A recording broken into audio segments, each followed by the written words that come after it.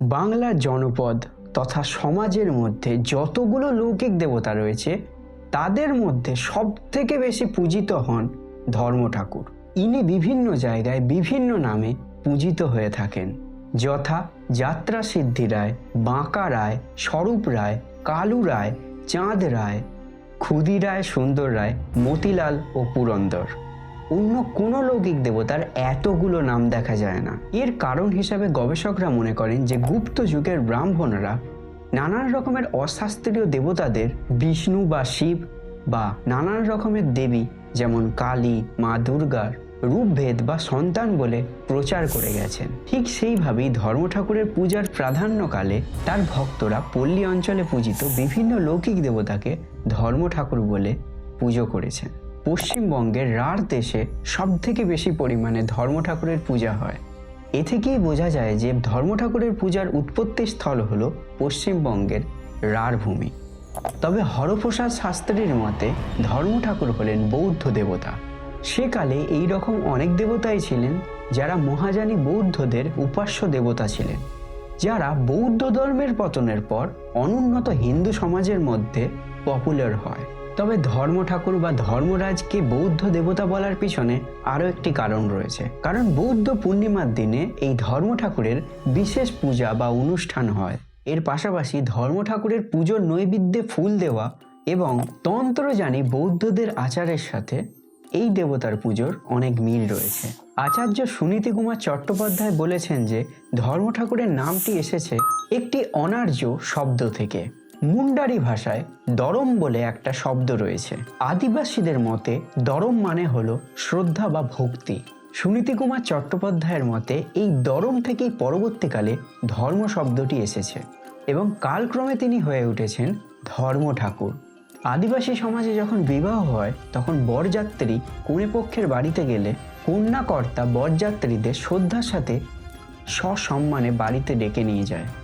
সেই শ্রদ্ধার আহ্বানকে আদিবাসী সমাজে বলা হয় দরম ডাক। আর ধর্ম ঠাকুরের পূজাতেও একটা আচার রয়েছে যাকে বলা হয় ধরম ডাক। আবার অধ্যাপক সুকুমার সেনের মতে ধর্ম ঠাকুর হলেন একজন মিশ্রিত দেবতা এবং গবেষকদের মতে প্রাচীনকালে ধর্ম ঠাকুর ছিলেন তান্ত্রিকদের দেবতা এবং পরবর্তীকালে তার রূপ, পুজোর ধরন সবকিছুই বদলে গেছে। ভক্তদের বিশ্বাস হলো ধর্ম ঠাকুর হলেন একজন সদাশয় আরোগ্য দেবতা। তিনি কুষ্ঠরোগ নিরাময়কারী দেবতা এবং বন্ধা নারী তার কৃপায় সন্তান লাভ করতে পারে। আবার অনেক গবেষক মনে করেন ধর্ম ঠাকুর হলেন একজন ছদ্মবেশী বৌদ্ধ দেবতা। ধর্ম ঠাকুরের পূজায় পায়রা, হাঁস এমনকি শূকরও বলি দেওয়া হয় এবং অনেক জায়গাতেই তার বিশেষ পুজোয় গাজন হয়। ভক্তরা জ্বলন্ত আগুনের ওপর নৃত্য করে থাকেন এবং বাণও ফোড়া হয়। ধর্ম ঠাকুর কোথাও গৃহ দেবতা রূপে পূজিত হন না। গ্রাম বাংলায় সর্বত্রই তিনি একসাথে পূজিত হন। সাধারণত সমগ্র গ্রাম মিলে এক জায়গায় হয়ে তার পুজো করে থাকে। এক্ষেত্রে গ্রামের মোড়লরা প্রধান দায়িত্ব পালন করে থাকে। ধর্ম ঠাকুরের পূজায় কিন্তু কোনো রকম জাতিভেদ দেখা যায় না, অর্থাৎ তার পুজো সমস্ত জাতির লোকেরা করে থাকে। বর্তমানে ধর্ম ঠাকুরের বহু প্রকার বিগ্রহ পূজিত হয়ে থাকে। সেগুলির মধ্যে প্রধান হলো শিলাখণ্ড এবং মাটির ছোট ছোট ঢিপি। এই শিলাখণ্ড বা মাটির ঢিপিকে ধর্ম ঠাকুর রূপে কল্পনা করে পুজো করা হয়। ধর্ম ঠাকুরকে অনেকে মনে করেন তিনি হলেন যম দেবতা। কথাটি কতটা ঠিক আজকে জানব। ধর্ম ঠাকুরের মতো যম দেবতাও ধর্মরাজ নামে পরিচিত। ধর্ম ঠাকুর ও তার বিশিষ্ট কামিন্না এবং যম ও জমি যে সম্পর্কটা রয়েছে সেটা প্রায় একই ধরনের।